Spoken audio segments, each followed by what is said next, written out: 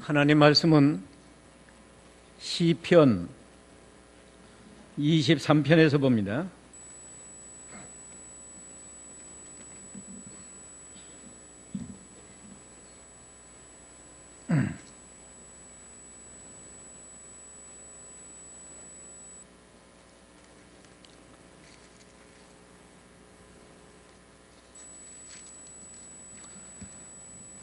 시편 23편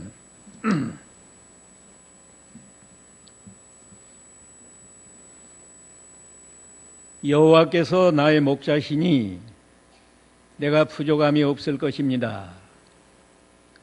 그분께서 나를 푸른 풀밭에 눕게 하시고 잔잔한 물가로 인도하십니다. 내 영혼을 회복시키시고 그분의 이름을 위하여 의의 길로 인도하십니다. 내가 사망의 어두운 골짜기로 다니더라도 악을 두려워하지 않을 것이니 이는 주께서 나와 함께 하시기 때문입니다. 주님의 지팡이와 막대기가 나를 안위하십니다. 주께서 내 원수들 앞에서 내게 상을 차려주시고 내 머리에 기름을 부으셨으니 내 잔이 넘칩니다. 참으로 선하심과 인애하심이 내가 사는 날 동안 나를 따를 것이니 내가 여호와의 집에 영원히 살 것입니다. 아멘. 오늘 이 말씀을 통해서 부족함이 없도록 복을 받은 다윗의 믿음, 이런 제목으로 진리를 증거하겠습니다. 1절에 보면 다윗이 이렇게 노래합니다. 여호와는 나의 목자이시니 내가 부족함이 없을 것입니다. 다윗은 하나님 앞에 부족함이 없도록 복을 받고 너무 감사해서 이 시편을 노래로 읊고 기록한 겁니다. 우리가 잘 아는 대로 다윗은 이새의 8번째 아들로 태어나서 시골에서 양치는 일을 했어요. 소년 때부터 양치는 일을 했습니다. 그러나 믿음을 잘 지키니까 하나님 마음에 합한 사람이다. 사도행전 13장 22절 읽어보세요. 사도행전 13장 22절 그를 패하시고 그들을 위하여 다윗을 왕으로 세우시면서 그에 대하여 증언하여 말씀하시기를 이새의 아들 다윗을 만나니 내 마음에 맞는 사람이다. 예. 내 마음에 맞는 사람이다. 개역은 내 마음에 합한 사람이다. 그래서 양치는 목자가 이스라엘 나라 2번째 왕이 되고 다윗뿐만 아니라 그의 자자 손손이 이스라엘 나라 왕이 되고 예수 그리스도가 태어나실 때에도 다윗의 자손으로 태어나셨습니다. 참으로 부족함이 없도록 엄청난 은혜와 복을 받았어요. 오늘 새해가 되어서 2번째 주일인데 우리 모두가 다윗처럼 믿음을 잘 지켜서 부족함이 없도록 복을 받는 그런 성도가 되시기를 바랍니다. 다윗의 신앙은 오늘 본문을 중심으로 해서 3가지로 설명하겠습니다. 첫째는 다윗은 자신을 양으로 비유했어요.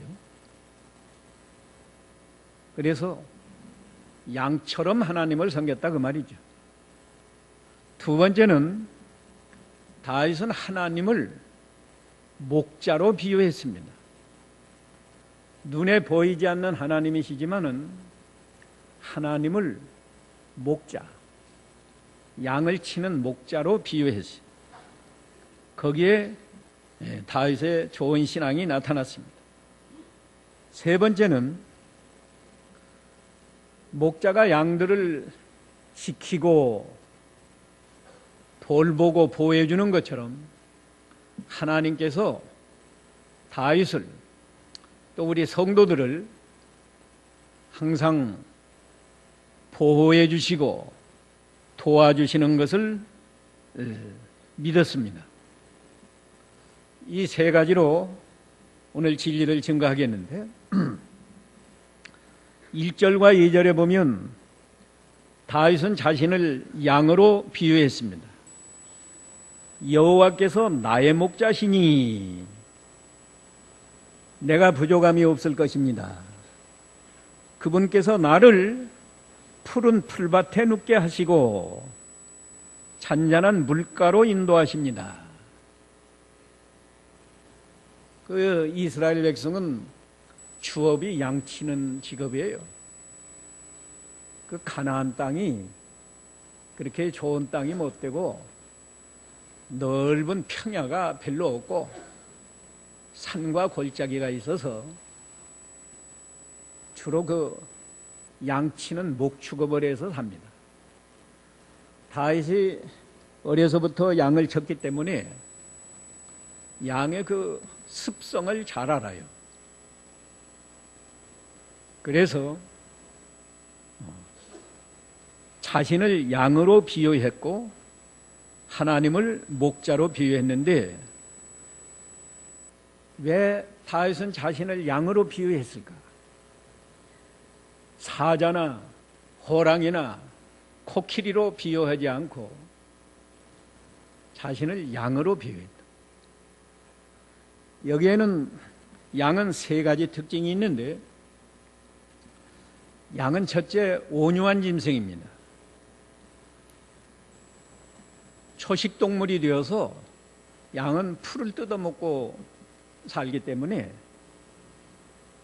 약한 짐승을 잡아먹지 않아요. 또 다른 짐승과 싸움도 잘 안 씁니다. 약해도 그저 싸우는 게 맞는데 고양이 같은 건 작은 짐승이지만 얼마나 싸나요. 쥐를 잡아먹고 기도원에서 보니까 다람쥐도 잡아먹고 심지어 뱀도 잡아먹고 고양이가 뱀도 잡아먹어요. 근데 양은 온유해서 그저 풀만 먹고 살고 사나운 짐승에게 잡아먹히기는 해도 양이 다른 약한 짐승을 잡아먹지 않습니다. 그와 같이 다윗은 인격 자체가 온유했어요. 온유한 것이 어디서 드러나는가? 사울이 다윗을 죽이려고 얼마나 끈질기게 쫓아다니지만 도리어 다윗이 사울을 죽일 수 있는 기회가 몇 번 있었어요.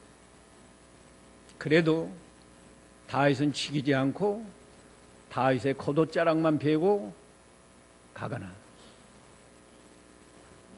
사울 왕이 잠자고 있고 사울을 지키는 군사들도 다 잠자고 있는데 다윗의 부하가 가서 창으로 찌르겠다고 할 때도 찌르지 마라. 창하고 물병만 들고 가자. 그만큼 온유했습니다. 우리 예수 믿는 성도가 온유해야 하나님 앞에 복을 받아요. 오늘 제목이 무슨 복을 받기로 했어요? 보통 복이요? 부족함이 없도록 복을 받는 그 비결이 어렵게 생각하지 말고 나도 양처럼 온유한 사람이 되자. 온유해야 복을 받습니다. 두 번째, 양은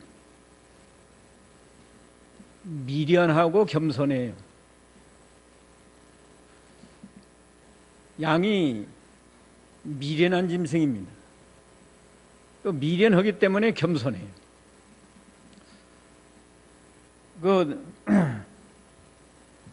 제가 책을 본 것 같은데요. 전에도 한번 말씀했죠.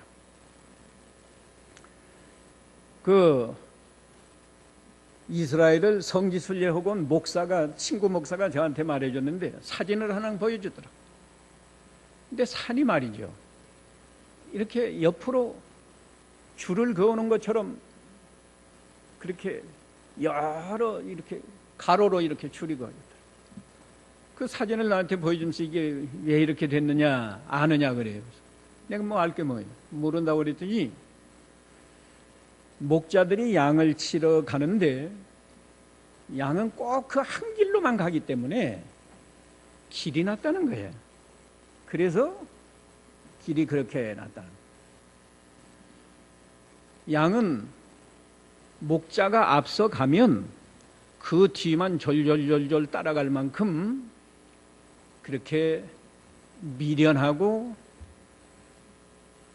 겸손해요. 제 꾀대로 양들이 이리 가지만 나는 이쪽으로 돌아가면 내가 더 빨리 갈 수 있다. 그런 거 없어요. 목자가 양을 인도하는데 앞에 무슨 막대기인지 바위가 뭐가 있으니까 앞에 가는 양이 홀쩍 뛰어서 넘어갔단 말이에요. 목자가 그걸 치웠는데 치웠으면 그 다음에는 그냥 가야 되잖아요. 앞에 놈이 뛰었기 때문에 뒤에 놈이 계속 그 자리를 뛰어간다. 이거 양이니까 미련하다 이렇게 생각할 수 있지만 다윗이 양처럼 겸손했어요.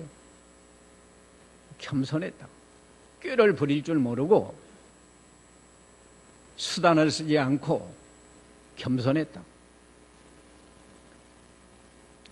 겸손한 증거가 뭔가? 우리 성도가 겸손한 것은 하나님께 기도하는 거예요. 내 힘으로는 내 꾀로는 아무것도 안 되는 줄 알고 하나님을 전적으로 의지해서 하나님께 기도하는 사람이 겸손한 사람입니다.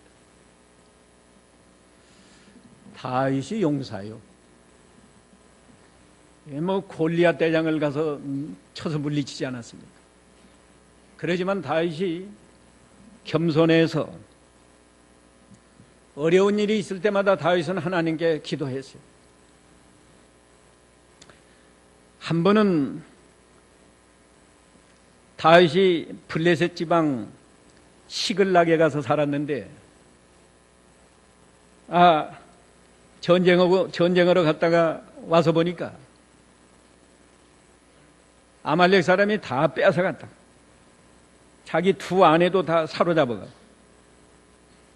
그랬을 때 다윗이 기도했어요. 사무엘상 30장 8절 한번 읽어보시오.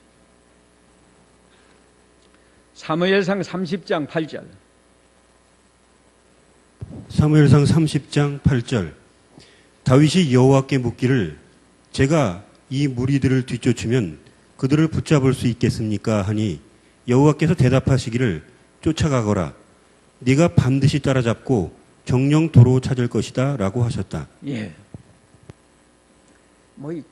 여기만 사무엘하 2장 1절로. 사무엘하 2장 1절. 그 후에 다윗이 여호와께 묻기를 제가 유다의 한 성읍으로 올라가야 합니까? 하니 여호와께서 그에게 올라가라고 말씀하시므로 다윗이 제가 어디로 올라가야 합니까? 하고 묻자 여호와께서 말씀하시기를 헤브론으로 라고 하셨다. 예. 이 말은 사울왕이 죽었어요. 다윗이 자기 생각대로 하면 다윗은 이미 하나님이 기름 부어 놨으니까 사울왕이 죽었으니까 이제 내가 왕이 돼야 되겠다. 올라갈 수 있었지만은 하나님께 기도하고 올라가야 합니까? 하니까 올라가라. 또 올라가라 하면 전에 사울왕이 있던 도시로 가야 원래 맞을 거 아니에요? 보통은 그리 갈 수 있는데 어디로 가야 합니까? 하고 물으니까 헤브론으로 가라. 이 시편 대부분이 다윗이 하나님의 은혜에 감사해서 시로 표현하고 노래 형식이지만 대부분이 다 감사 기도입니다. 기도. 양이 온유해서 딴 길로 갈 줄 모르고 목자가 인도하는 대로만 가는 것처럼 다윗이 겸손해서 하나님이 인도하시는 대로만 가기 위해서 기도를 많이 하고 기도 많이 한 사람입니다. 오늘날 우리도 다윗처럼 양처럼 하나님을 섬기려면 첫째는 온유, 두 번째는 겸손해서 항상 하나님께 기도해서 하나님의 뜻을 찾아서 순종해야, 그래야 하나님이 복을 주시는데 부족함이 없도록 복을 주는 거예요. 그 다음에 다윗이 양으로 비유한데 또 한 가지는, 양은 목자를 절대 신임하고 목자를 잘 따라가요. 우리 예수님께서도 요한복음 10장에 보면 예수님이 나는 목자라고 그러고 내가 양들의 이름을 부르고 내가 앞서가면 양들이 따라온다고 그랬어요. 다윗은 하나님께 기도만 하고 끝낸 게 아니고 하나님의 뜻을 찾았을 때에는 그것이 목자의 인도인 줄 알고 잘 순종해서 갔습니다. 그래서 또 찾아봐요. 열왕기상 15장 5절. 열왕기상 15장 5절. 이는 다윗이 여호와 보시기에 올바르게 행하여 우리아의 일 위에는 그의 평생에 여호와께서 그에게 명령하신 모든 것에서 벗어나지 않았기 때문이다. 예. 우리아의 일 위에는 다윗도 한 번 실수는 했지만 그 일 외에는 하나님이 명령하신 그 모든 명령과 규례를 잘 순종했다고 그랬어요. 이게 양이에요. 말로만 양이 아니라 온유하고 겸손해서 기도 많이 하고, 그래서 하나님의 뜻을 알았으면 끝까지 순종해서 따라가는 게 이게 양이라고. 우리가 그렇게 하나님을 섬겨야 복을 주십니다. 두 번째 다윗의 신앙은 하나님을 목자로 비유했는데, 오늘 본문에 보면 목자가 양을 푸른 풀밭에 눕게 하시고 잔잔한 물가로 인도해서 부족함이 없게 한다고 그랬는데,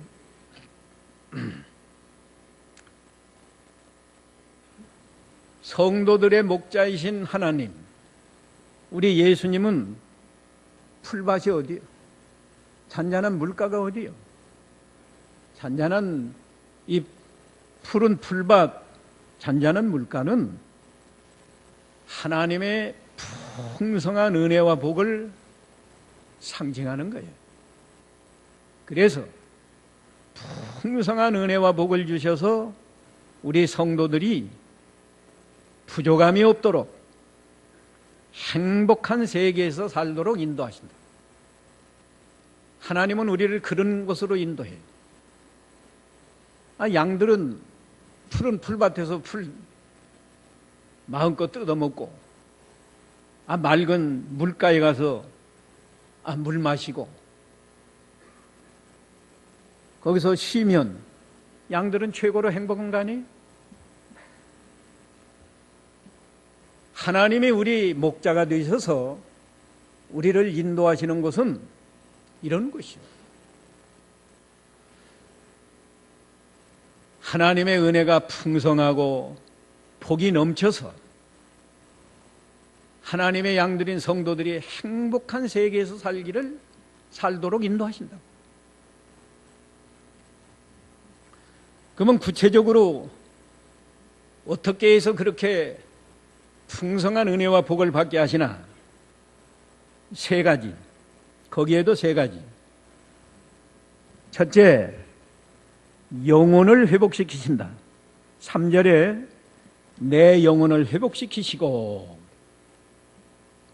개역 성경은 영혼을 소생시키신다.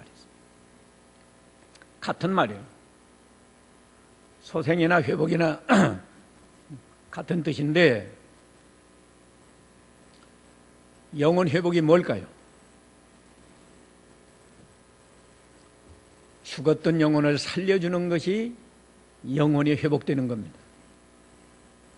하나님이 우리에게 영혼을 주신 것은 보이지 않는 하나님을 알고 사랑하고 순종해서 섬기라고 영혼을 줬어요. 그런데 아담이 선악과를 먹는 죄를 범했기 때문에 영혼이 죽었어요.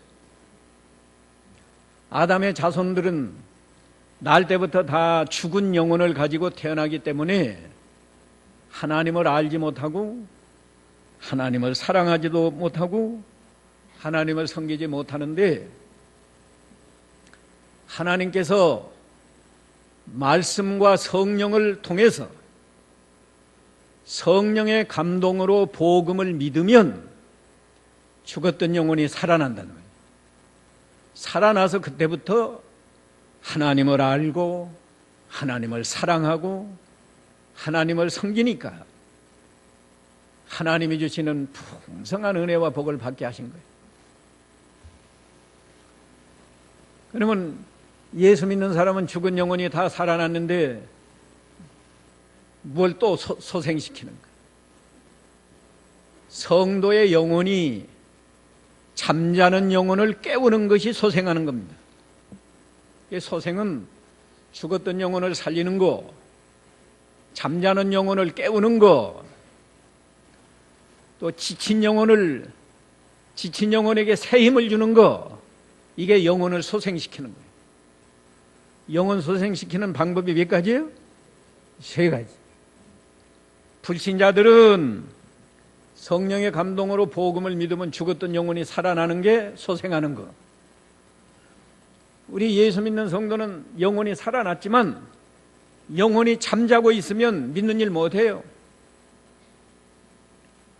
잠자고 있는 영혼은 어떤 영혼일까? 성도는 성도인데 하나님을 의식하지 못하고 자기 마음속에서 하나님 사랑하는 마음도 없고, 그러면 그건 잠자는 영혼이에요. 여러분이 아무리 중생을 하고 뭐 나는 죽었던 영혼이 살아났습니다 아무리 해도 여러분이 가령 하루가 됐든지 이틀이 됐든지 하나님을 잊어버리고 의식하지 못하고 산단 말이에요. 또 마음속에서 하나님 사랑하는 마음도 없어요. 그저 불신자처럼 사는 거예요.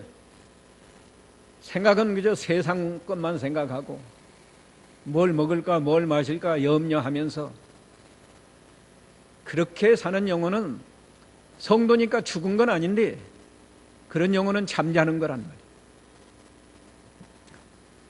잠자는 영혼이 자기가 성경을 읽든지 교회 나와서 이렇게 하나님의 말씀을 듣든지 성령께서 감동하셔서 그 말씀을 마음에 받아들이면 잠자는 영혼이 펄떡 깨어나서 내가 하나님을 잘 섬겨야 되겠다. 오늘 들은 말씀대로 내가 믿음을 잘 지켜서 부족함이 없도록 복을 받아야 되겠다. 이런 정신이 나오는 거고, 교회 와서도 잠자고 있으면 1시간 설교를 들어도 못 들었는지 몰라요. 그건 자기 영혼이 잠자고 있는 겁니다. 또 잠은 안 자는데 영혼이 맥이 없어요. 지쳐서 힘이 없다고. 그런 영혼은 어떤 영혼인가? 알기는 다 아는데 하나님 말씀을 순종하지 못해요. 가령 오늘 주일 지키는 이 주일을 지켜서 하나님 앞에 예배 잘 드려야 되잖아요. 알아. 오늘 주일이다. 오늘 교회 가서 예배해야 되는데 근데 오늘 뭐 딱한 사정이 있다고요. 딱한 사정이 있어서 교회 못 와요. 그런 영혼은 하나님을 의식하면서도 말씀을 순종 못하니까 힘이 없어서 순종 못하는 거예요. 영혼이 지친 거예요. 그런 영혼이 하나님의 말씀을 들을 때, 읽을 때 성령께서 감동을 주시면 정신이 버떡 나가지고 오늘 예를 들면 결혼식에 가려다가도 에이 다 집어치우고 교회로 가자. 회사에서 나오라고 해서도 내가 쫓겨날 망정 오늘 교회 가서 예배해야 되겠다. 새 힘을 얻는 거라. 그게 영혼을 소생시키는 거예요. 목자 되신 하나님은 우리 영혼을 소생시켜서 믿음을 잘 지킴으로 부족함이 없도록 복을 받게 하는 것이지, 죽은 영혼이나 잠자는 영혼이나 힘에 지친 영혼은, 그런 영혼으로는 믿음을 잘 지킬 수도 없고 복을 못 받아요. 오늘 교회 와서 여러분이 예배하시면서도 내 영혼이 지금 어느 상태인가 알아야 돼. 아직도 죽은 상태인가? 죽진 않았는데 잠자고 있는가? 지쳤는가? 아니면 지금 하나님의 성령의 감동으로 하나님의 말씀을 꿀송이처럼 받아먹고 있는가? 여러분이 각자가 판단해 보세요. 그 다음 목자 되시는 하나님은 의의 길로 인도하셔요. 오늘 본문 3절에 보면 그분의 이름을 위하여 의의 길로 인도하십니다. 그랬다. 의의 길이 어떤 길인가? 의라는 건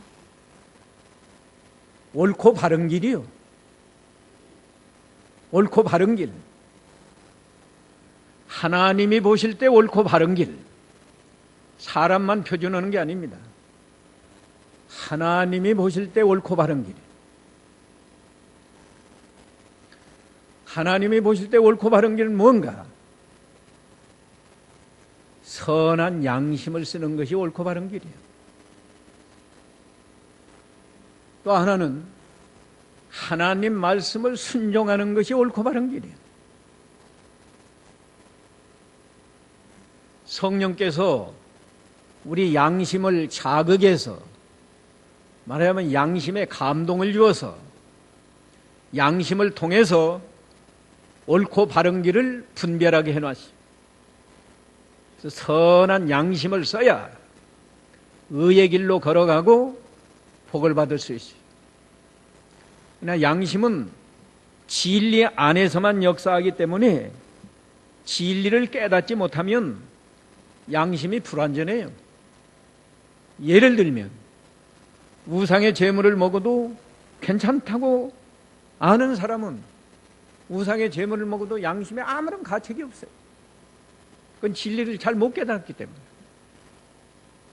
때문에. 우상의 제물 먹는 건 우상 섬기는 죄와 마찬가지다. 죄다. 깨달은 사람은 우상의 제물을 먹을 수가 없어요. 그렇기 때문에 양심만 가지고 안 되고 하나님 말씀을 순종하는 것이 완전한 의요. 목자 되신 하나님은 우리를 선한 양심과 하나님 말씀을 순종해서 의를 이루도록 인도하신다. 우리가 그 길로 가야 복을 받는 것이지 양심을 안 쓰고 무슨 복을 받아요? 하나님 말씀을 순종하지 않으면서 무슨 복을 받나? 복 못 받아요. 세 번째로 하나님이, 목자 되신 하나님이 우리를 인도하시는 방법은 하나님의 이름에 영광을 돌리도록 인도하십니다. 그 말은 그분의 이름을 위하여 의의 길로 인도하신다 그러지 않으세요? 그러니까 그분의 이름은 하나님의 이름인데, 하나님의 이름을 위한다는 말은 하나님의 이름에 영광을 돌리도록 우리를 의의 길로 인도하신다 그 말이에요. 이게 성도들은 무엇보다도 중요한 것이 하나님께 영광 돌리도록 생활해요. 원래 하나님이 우리를 창조하신 목적이 하나님의 영광을 위해서 창조했어요. 자주 인용했는데 이사야 43장 7절에 보면은 내 영광을 위해서 창조한 자들을 데려오라 그랬다고. 그래서 우리 요리문답에 보면은 사람의 제일 되는 목적이 무엇이냐 하니까, 사람의 제일 되는 목적은 하나님을 영화롭게 하는 것과 그를 영원토록 즐거워하는 것이다. 그 전반부만 보면 하나님을 영화롭게 하는 것이 사람의 본분이라고. 그러니까 우리 영혼을 회복시켜 주시고 우리를 의의 길로 인도하는 그 궁극적인 목적은 하나님께 영광 돌리라고. 그러니까 우리가 가정에서나 직장에서나 교회에서나 무엇을 하든지 하나님께 영광 돌리도록 하라는 거예요. 그러면 복을 받아요. 근데 세상은 다 이기주의가 되어서 자기 유익을 위해서 쫓아갑니다. 이 정치권도 말이에요. 야당이나 여당이나 어떻게 하면 우리 나라가 잘 되겠는가에 초점을 맞추면 답이 나오는데 거기에 초점 맞추지 않아요. 어떻게 하면 우리 당에 유리하겠느냐, 우리 당에 유리해서 이 다음에 우리가 대통령 하겠느냐. 그러니까 야당에서는 여당, 나라가 잘 되고 그것이 여당에 유리하면 자기들에게 안 될 것 같으니까 나라가 잘 못 되어도 여당이 잘 못 되기를 바란다. 이게 말이 되지? 또 야당이 주장하는 것이 나라를 위한 일이라고 하면 여당도 그거 협력해야 되잖아요. 근데 대개는 말이 나라를 위한 일이기는 하지만 우리 당에 손해가 난다 하면 협력 안 한다는 거예요. 그러니까 나라가 안 되는 거예요. 하나님을 믿는 성도들이 욕심을 버리고 하나님의 영광을 위해서 살 때 그게 의의 길이고 그것이 영원히 소생한 사람이 걸어가는 길이고 복받는 길이에요. 이제 마지막으로 세 번째, 다윗이 하나님이 다윗에게 항상 함께 하셔서 도와주시고 보호해주시고 또 지켜주시고 이런 하나님으로 믿었어요.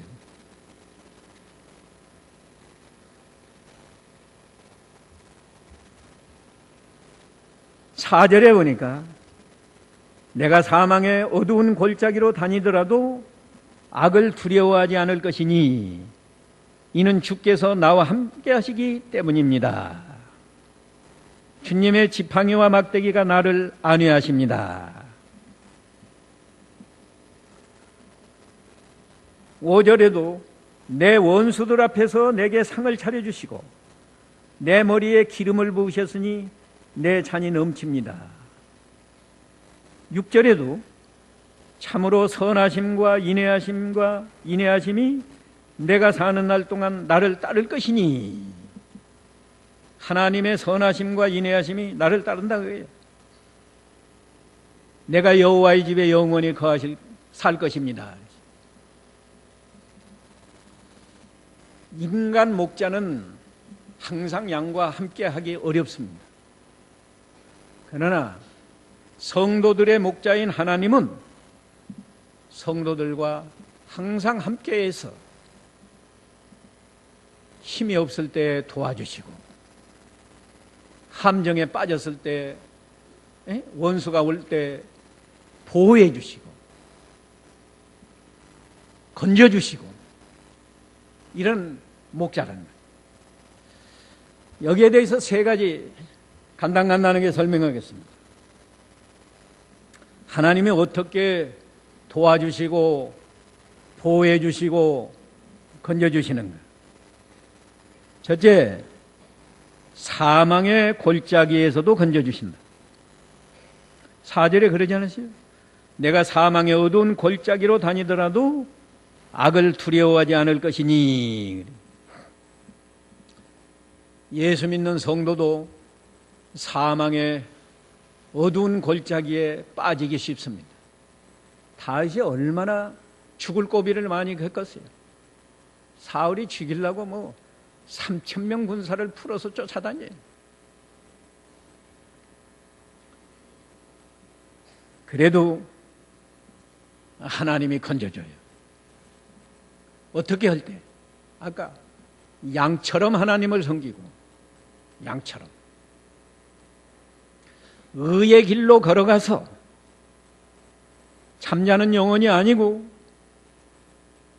깨어있는 영, 힘있는 영으로 의의 길을 걸어가서 하나님께 영광을 돌릴 때 사망의 음침한 골짜기를 만나도 하나님이 건져주신다. 죽을까 봐 두려워하지 말라. 믿음만 잘 지키면 어디서도 건져줘요? 사망의 음침한 골짜기에서도 건져준다고. 하나님께 영광 안 돌리고 수단 쓰면 안 건져주고, 하나님께 영광을 돌리면 사망의 음침한 골짜기에서도 건져줘요.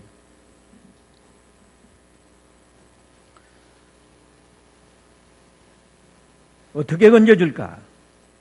여기는 주님의 지팡이와 막대기가 나를 안위하신다고 그랬는데, 인간 목자는 양들이 깊은 골짜기에 빠지면 그 성화 보면 예수님이 가지고 있는 지팡이는 일자 지팡이가 아니고 이렇게 꼬부라진 지팡이, 꼬부라진 그걸 해서 양을 이렇게 건져내는 거예요. 목을 건지면 안 되고 다리가 앞뒤 4개 있잖아요. 그 중간에 넣어서 이렇게 건지면 양이 올라온다고. 지팡이로 건져주시고, 막대기는 그러면 또 무엇이 필요할까? 사나운 짐승이 와서 양을 공격하면 목자가 그 몽둥이로 쫓아내는 거예요. 성도들의 목자이신 하나님은 무엇로 우리를 건져주고 원수를 쫓아내줄까? 말씀과 성령이에요. 말씀과 성령으로 우리를 지켜주시고 도와주시고 건져주십니다. 그래서 에베소 6장 17절에 보면 하나님의 말씀이면서 무슨 검이요? 성령의 검이라고 그랬다. 하나님의 말씀은 성령의 검이다. 그러니까 여러분이 어떤 위기에 빠져도 양심을 써서 성령의 감동을 받고, 성령의 감동을 받으면 하나님의 말씀이 생각나고, 말씀이 생각날 때 하나님 말씀을 순종하라고. 그러면 하나님이 건져줘요.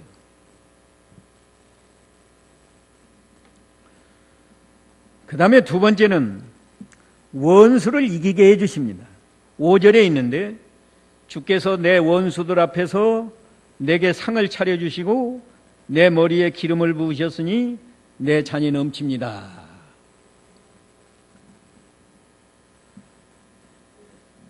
그 양의 목자라도요, 아까 막대기로 그냥 나쁜 짐승이 양을 해치려고 하면 쫓아내 주잖아요.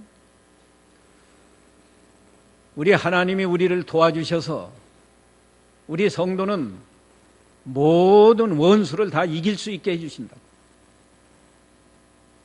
원수가 누구예요? 자기 남편이요? 원수가 누구냐고? 마귀 세력이에요. 마귀 세력. 우리로 하여금 믿음 못 지키게 하고 죄짓게 하는 마귀의 종들, 마귀의 세력이 원수입니다. 이 원수를 우리가 이기는 것은 완력으로, 혈기로 이기는 게 아니에요. 아까도 했잖아요. 하나님의 말씀과 성령의 검으로 이기는 거다. 다시 말하면 믿음 지키는 것이 원수를 이기는 거예요. 어떤 경우에도 하나님 말씀을 순종해서 의의 길로 걸어가고 하나님께 영광을 돌리는 그 길이 이기는 길이에요. 그러면 하나님이 무슨 복을 줄까? 이 세 가지. 상을 차려준다고 그랬지. 상을 차려줘. 원수들 앞에서 내게 상을 차려주고. 이건 잔치상을 말하는 겁니다. 하나님이 차려주는 잔치상에 뭐 부족한 것이 있겠어요? 모든 좋은 음식이 다 갖춰져 있습니다. 거기는 뭐 각종 채소, 과일, 필요하면 생선, 고기 뭐 다 있어요. 이것이 바로 풍성한 은혜와 복을 주시는 거예요. 풍성한 은혜와 복. 의의 길로 걸어가서 하나님께 영광을 돌리고 원수가 와도 원수와 싸워서 이길 때 하나님이 이렇게 풍성한 은혜와 복을 줘요. 그 다음에 내 머리에 기름을 부었다고 했는데 이 기름 붓는 것은 아주 존경하는 사람에게 기름 붓는 겁니다. 예수님이 이 세상에 오셨을 때 기름 부은 여자가 있잖아요. 누가 기름 부었어요? 마리아가 기름 부었어요. 마리아가. 그 시몬은 예수님을 초청했지만 발 씻을 물도 안 줬는데 마리아는 향유를 부어줬다. 칭찬했어.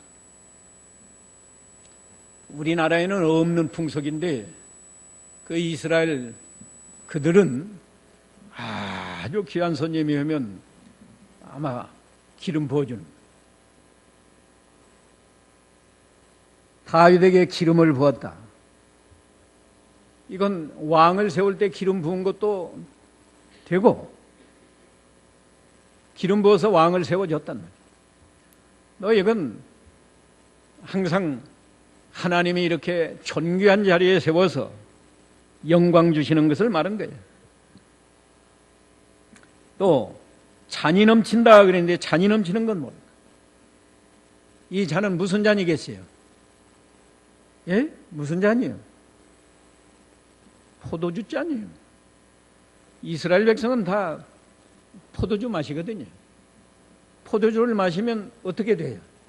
사람들이 왜 포도주 마십니까? 안 믿는 사람들이. 즐거우라고. 우리 예수 믿는 사람은 포도주를 안 마시지만은 그 유대인들은 말이에요. 음료수가 부족하니까 목마를 때 포도주를 마신다. 목마를 때 포도주 마시면 시원하지요. 또 포도주를 마시면 취해요. 취하면 육신이 즐거운 거예요. 이 말 듣고 여러분이 육신 즐겁게 하려고 포도주 마시지 말라고. 포도주 마시고 즐거운 것은 다윗이 영적으로 즐거운 걸 말한 거예요.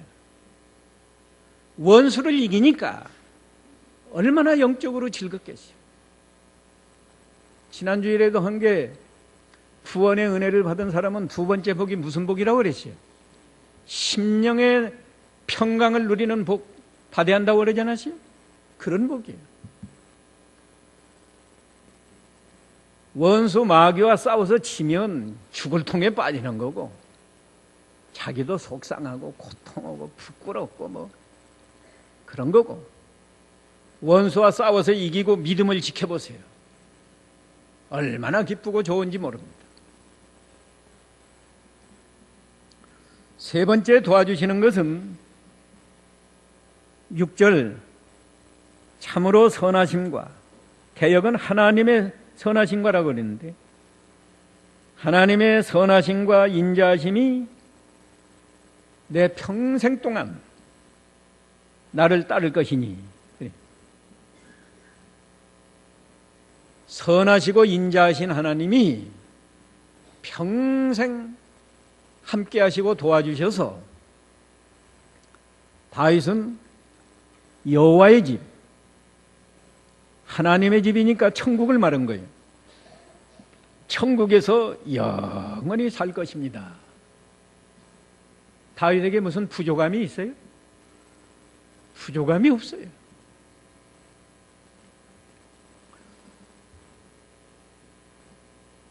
우리가 믿는 하나님은 지금 우리 안에 성령이 와 계시잖아요. 예수님이 영으로 계시잖아요. 하나님이 우리 안에 계신 거예요. 우리가 믿음만 잘 지키면 사망의 음침한 골짜기에서도 건져주시고, 원수가 우리를 잡아삼키려고 해도 다 이기게 해주시고, 선하신 하나님은 우리가 어려운 일을 만나도 합력해서 선을 이루게 해주시고, 우리가 좀 실수해도 인자하신 하나님은 우리가 회개하기를 기다리고, 회개만 하면 용서하시고 여호와의 집에서 영원히 살도록 도와주시는 하나님입니다. 오늘 설교 제목이 뭐였어요? 복받기 싫은 모양이에요. 예? 무슨 복이에요? 무슨 복? 부족함이 없도록 복을 받은 누구 믿음?